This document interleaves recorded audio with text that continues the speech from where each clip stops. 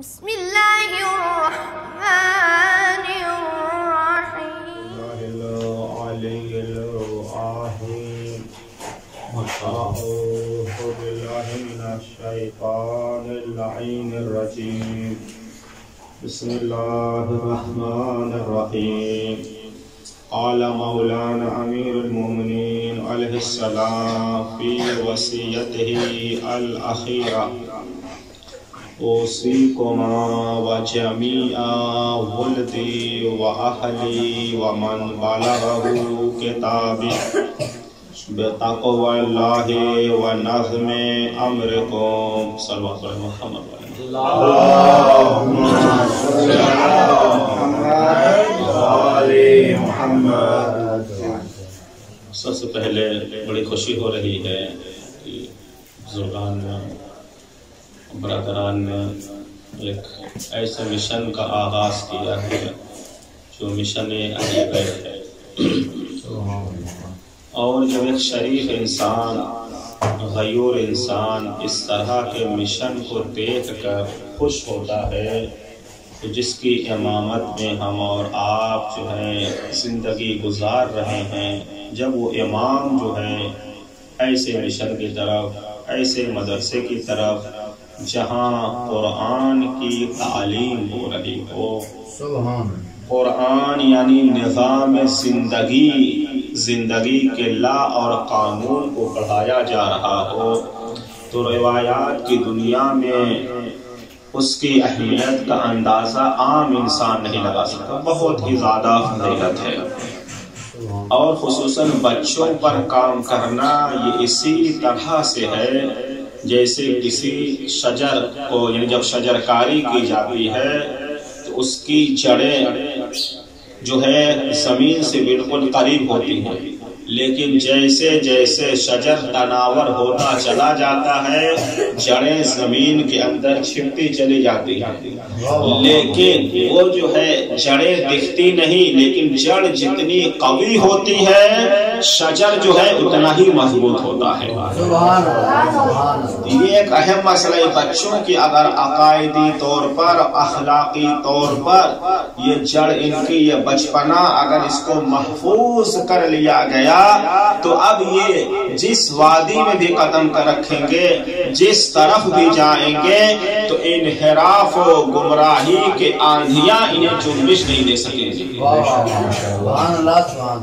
اسی وجہ سے کہا گیا ہے کہ بچپنے میں جو علم حاصل کیا جاتا ہے وہ اسی طرح جیسے پتھر پہ لکیر ہو جائے، وہ فراموش نہیں ہوتا، اور بڑھاپے میں علم حاصل کیا جاتا ہے جیسے آپ ریت میں کوئی لکیر بنا دیں، ہوا چلی پھر وہ لکیر برابر ہو جاتی ہے۔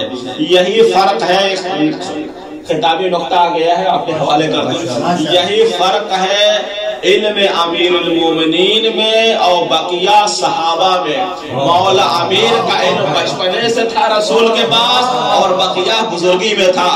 یہی وجہ ہے کہ علی ابن ابی طالب نے کبھی نہیں کہا لست ادری، ایک صلوات پر محمد والے محمد۔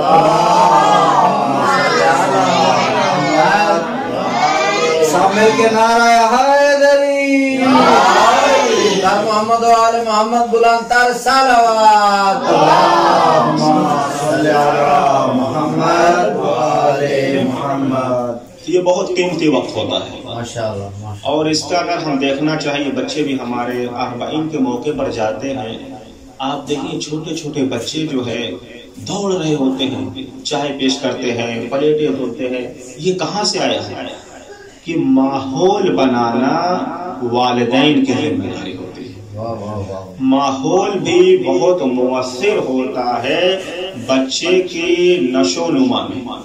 تو جب ہم ماحول یہ دے دیں گے، جمعے کا روز ہے، بھائی چھٹی ہے آپ اور سو جاؤ، تو سونے کی طرف کہ چھٹی کے دن سونا چاہیے، لیکن جب ماحول یہ دیا جائے جمعہ سید الایام ہے، ہفتے کے جو دن ہیں 7 دن میں سردار کے دن کو جمعہ کہتے ہیں، روز جمعہ امام کا دن ہے، روز جمعہ امام سے مزید رابطے کو محکم کرنے کا دن ہے کہ یہ بچہ جو ہے ذہنی طور پر یہ درس لیتا رہے گا اور جہاں بھی جائے گا اس برنامے کو منظم کرے گا، اور جو لوگ بھی اس کے والدین نے بھیجا وہ بھی اس کے اجر میں شریک ہوں گے، جس ادارے نے یہ ماحول دیا وہ بھی اس کے اجر میں شریک ہوں گے۔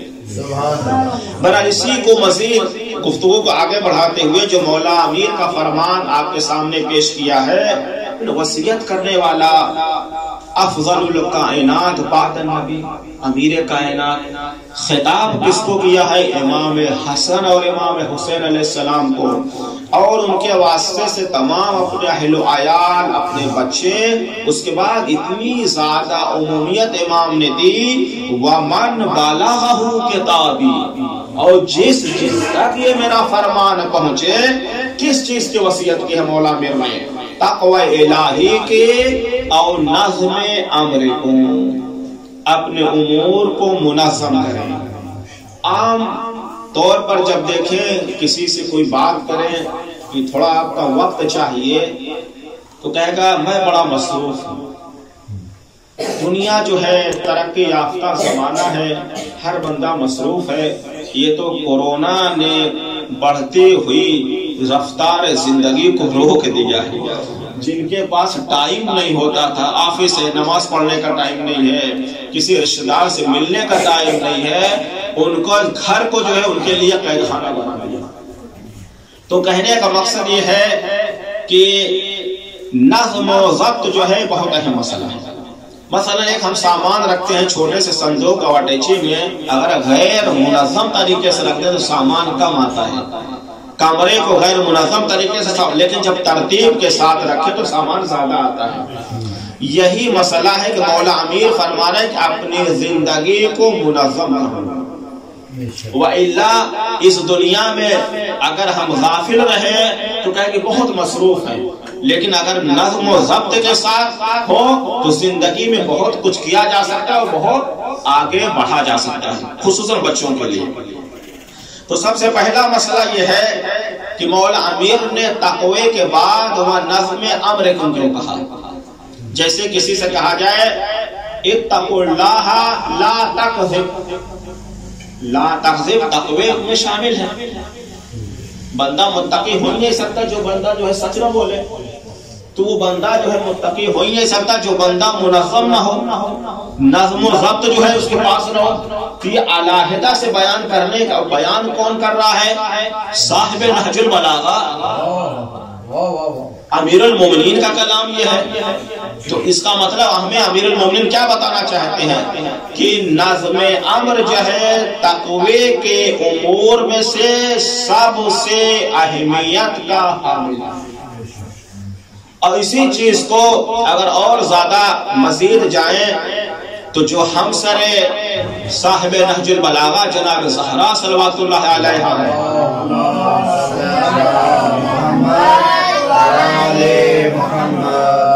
آپ فرماتی امامتنا نظاما للعلم اللہ فدق میں وطاعتنا امانا للفرقہ۔ اے لوگوں، ہماری امامت ہی جو ہے امت کو منظم کر سکتی ہے، اور ہماری پیروی ہی تمہیں جو ہے انتشار ہونے سے بچا سکتی ہے۔ تو پتا چلا کہ نظم و ضبط کہاں؟ دائرہ فرمان اہل بیت میں ہم کریں۔ نظام زندگی کو کہاں سنواریں؟ دائرہ فرمان اہل بیت میں۔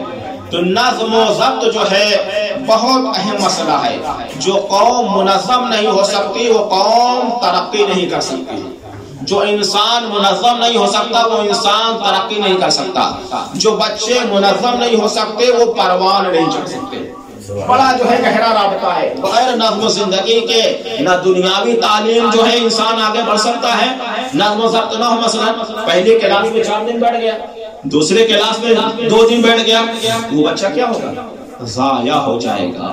اتنی بڑی جو طاقت خداوند عالم نے عقل جیسی طاقت اور نعمت دی ہے اسے بروئے کار نہیں لا پائے گا۔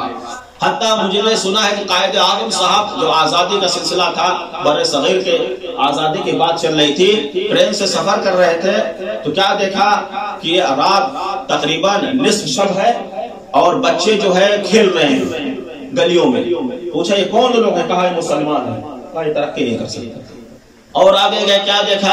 دوسرے قوم کے لوگ جو ہے رات میں سناٹا ہے آرام فرما رہے ہیں. کہا یہ لوگ جو ترقی کر. تو کوئی بھی شعبہ ہو زندگی کا، فرمانے امیر کائنات ہے، اگر نظم و ضبط نہیں ہو تو بندہ جو ہے منزل تک نہیں پہنچ سکتا. جس ادارے میں نظم و ضبط نہیں، پوچھا جائے بھائی فلاں مدرسہ فلاں ادارے کے بچے جو ہیں بہت منظم، بڑے جو ہے شریف، بہت قابل ہیں، اس ادارے پر دیکھتے یہ بچے جو ہیں ترجمان ہوں گے کہ ادارہ میں بڑا نظم و ضبط ہے. کوئی ایسا ادارہ دنیا کا ہمیں بتا دے کسی بھی شعبے میں ہو جہاں نظم و ضبط نہ ہو اور اس کا نتیجہ بہت اچھا رہا ہو، بتا دیں. تو نظم و ضبط ہر شعبے میں. اگر ادارے کو چھوڑ دیجئے، جس گھر میں نظم و ضبط نہیں ہے وہ گھر جہنم بن جاتا ہے. 6 جائے کی ادارہ، 6 جائے کی مدرسہ. تو نظم و ضبط جو ہے بہت اہم مسئلہ ہے. وقت کی قیمت ہو، نصاب تعلیم ہو، تمام چیزیں. اس کے لیے اگر 3 اہم مسئلے ہوتے ہیں. ہم جو ہے اپنی زندگی کو نظم و ضبط کے ساتھ کیسے گزاریں؟ 3 اہم مسئلے. سب سے پہلا مسئلہ ہدف. ہدف 2 طرح سے. ایک ہدف جو ہے انسان کی سعادت مندی تک پہنچاتا ہے، دوسرا ہدف جو بدبختی کی طرف. تو ہم کو ہدف معین کرنا پڑے گا. ہدف کیا ہو؟ عقل اور فرمان اہل بیت کے روشنی میں ہو. ہدف بہت پختہ ہونا چاہیے. ہدف جو ہے بہت ہی اہم اور بہت بلند ہونا چاہیے. مولا امیر نے جناب محمد حنفیہ کو جب جنگ صفین میں علم دیا ہے، کہا بیٹا تمہاری نظر جو ہے سامنے والے کے لشکر پر نہیں ہونا، آخری فرد پر ہونا چاہیے. اللہ اکبر. آخری فرد پر ہونا چاہیے. یہ نہیں کہ 10 20 50 کو. یہ جو ہے مولا کائنات کے بچے شیر ہیں، 150 کو مارنا بڑی بات نہیں ہے. مولا نے کہا سامنے والوں پر نظر نہ، آخری لشکر کے آخری سپاہی پر. یہ ہدف ہے. ہدف بہت عالی ہونا چاہیے. علامہ ہلی نے اپنے بیٹے فخر المحققین، بہت بڑا مقام ہے، شہید اول کے استاد ہیں فخر المحققین. پوچھا بیٹا کیا بننا چاہتے ہو؟ کہا کہ میں چاہتا ہوں کہ آپ جیسا بن جاؤ. کہا پھر تم کچھ نہیں بن پاؤ. کہا کیوں؟ کہا میں نے سوچا تھا کہ امام جعفر صادق بننا، تب جا کر علامہ ہلی بننا. تمہارے ہدف ہی چھوٹا ہے، تم نے مجھے جو ہے ٹارگٹ کیا ہے تو اس بلندی تک نہیں پہنچی. تو بچے جو ہیں یہ نظام تعلیمی نظام میں ہیں تو بلند یعنی ہدف بہت بلند ہونا چاہیے. چھوٹا موٹا ہدف نہیں رکھنا ہے، دینی ہدف اور بہت بلند تک کہ بہت آگے جانا ہے. اس کے بعد جب ہدف کی تشخیص ہو گئی تو ہمیں انتخاب کرنا ہے کون سا راستہ، کون سا طریقہ ہے جو کہاں منزل مقصود تک پہنچائے گا. یہ اس کا بھی تعین بہت اہم مسئلہ ہے. خصوصاً مشن اہل بیت میں ایک اس مقام پر مثال، مثلا ہر ملک کی جو بنیادی طاقت ہے وہ فوج ہوتی ہے. ہدف کیا ہے ملک کا؟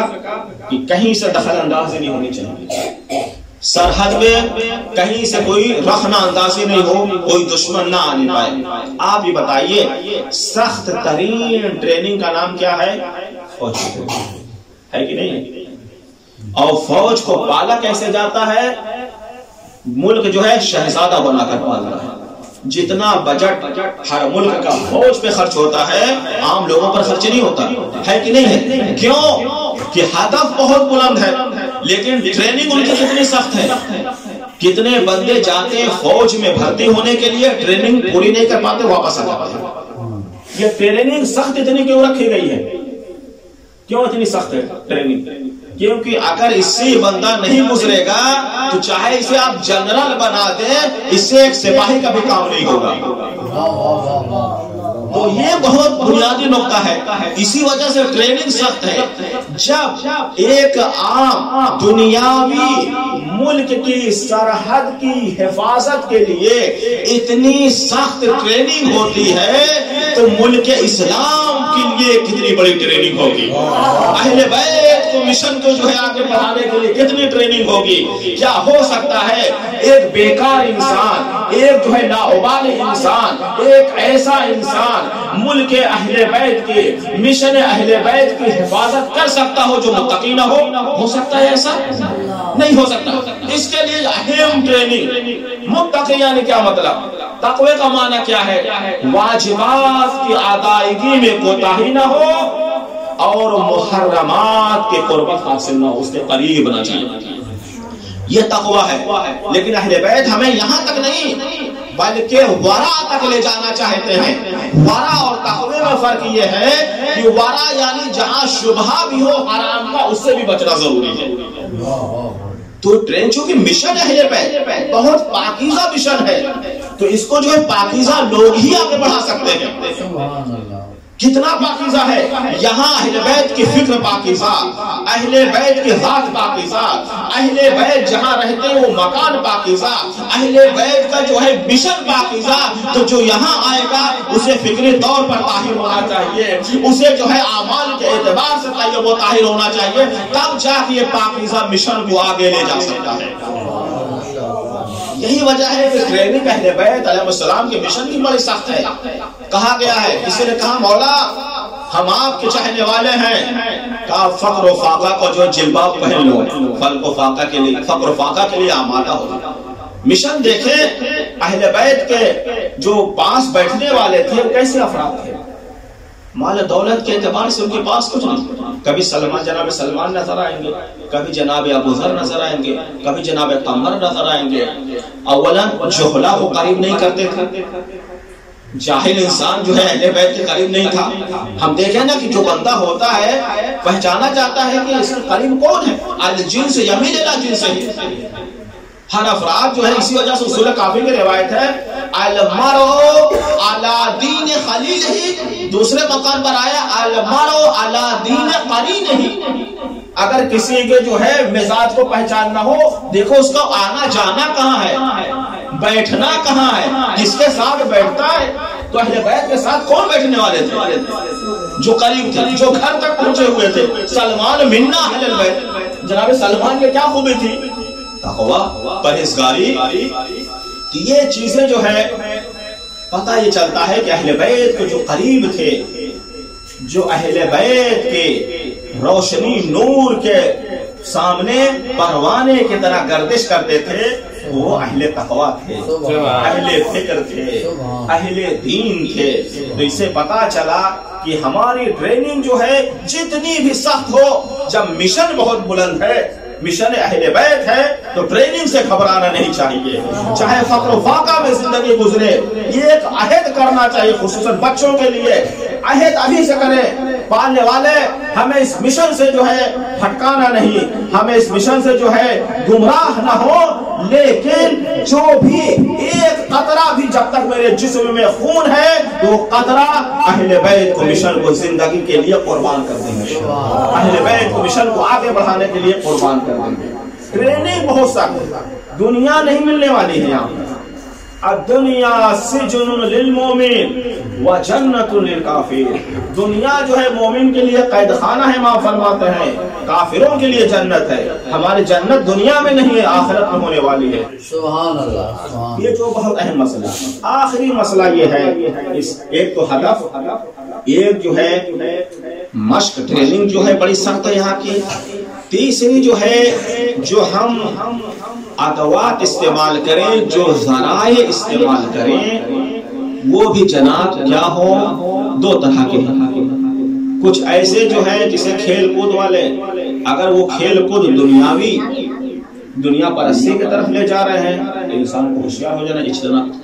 ایسے عمل کو، ایسے چیزوں کو، کھانے پینے سے لے کر کھیل کود تک، حتی بعض محققین کہتے ہیں یہ جو کھیل کود اسلامی وقت میں صدر اسلام میں نہیں تھے، جیسے رماح تیر اندازی وغیرہ تھے، اس کے مشابہ جو ہیں اسی کو اپنانا چاہیے۔ باقیہ جو دوسرے کھیل ہیں وہ نام کھیل ہیں لیکن وہ کہاں لے جاتے ہیں؟ مشن اسلام سے نام لے جاتے ہیں۔ ہم کو اس کے طرف متوجہ ہونا چاہیے۔ اب ایک مسئلہ، آخری مسئلہ، اس کے بعد گفتگو تمام، کہ نظم و ضبط پتہ چلا بندے کو متقی ہونا چاہیے، اور متقی کی سب سے اہم مسئلہ یہ ہے، ابرز مصداق یہ ہے کہ اپنے رفتار و گفتار، عمل و کردار میں نظم و ضبط کا پابند ہونا چاہیے۔ اب ایک بچے ہیں، سوال کر سکتے ہیں اگر ہم ایسا نہ کریں تو کیا ہوگا؟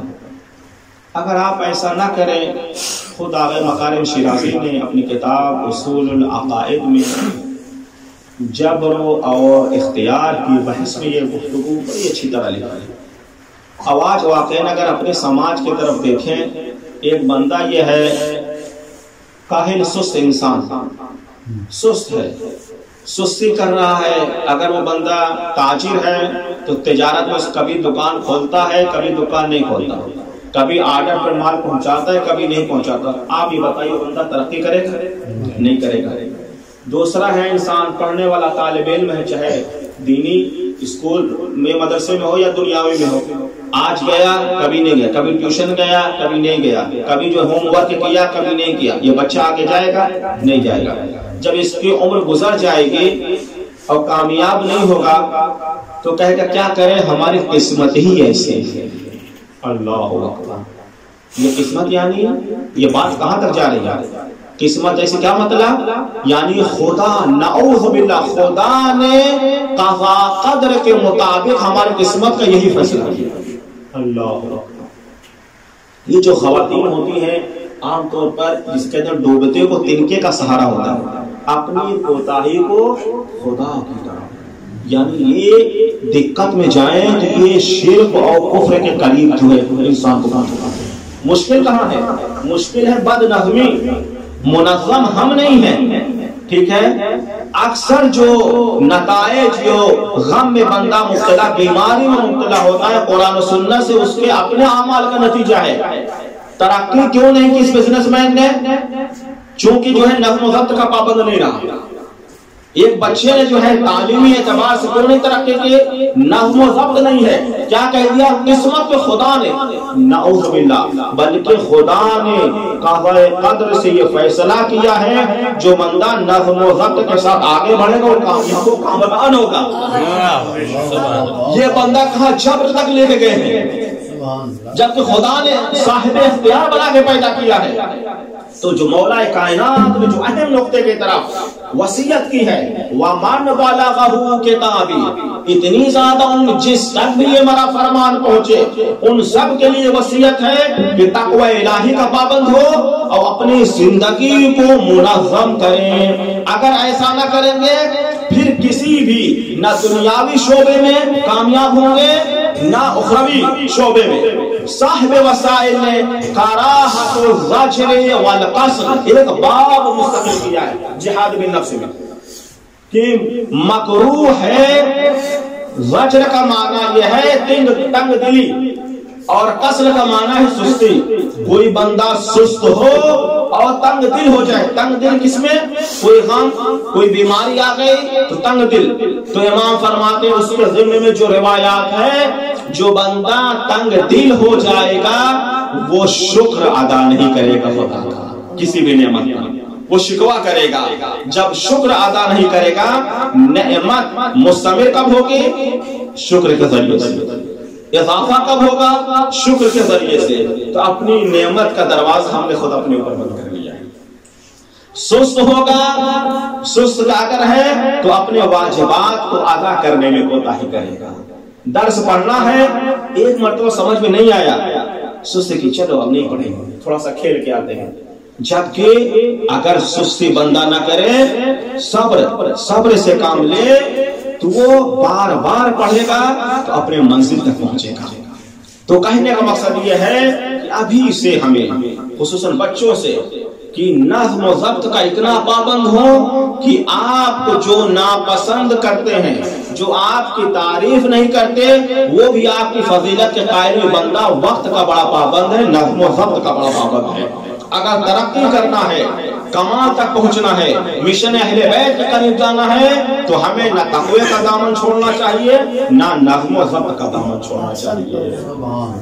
بحق زہرا و ابیہا و بالہا و بنیہا بارلہا، اس مختصر سے عبادت کو قبول فرما۔ والے جو بھی برادران جس اعتبار سے اس کار خیر میں مشن اہل بیت کو آگے بڑھانے میں اپنا قیمتی وقت، اپنا مال، اپنی فکر جو ہے صرف کر رہے ہیں، ان سب کی یہ تمام خدمتیں اپنی بارگاہ میں شرف قبولیت سے نواز۔ یا غفور اغفر ذنوبی یا غفور اغفر ذنوبی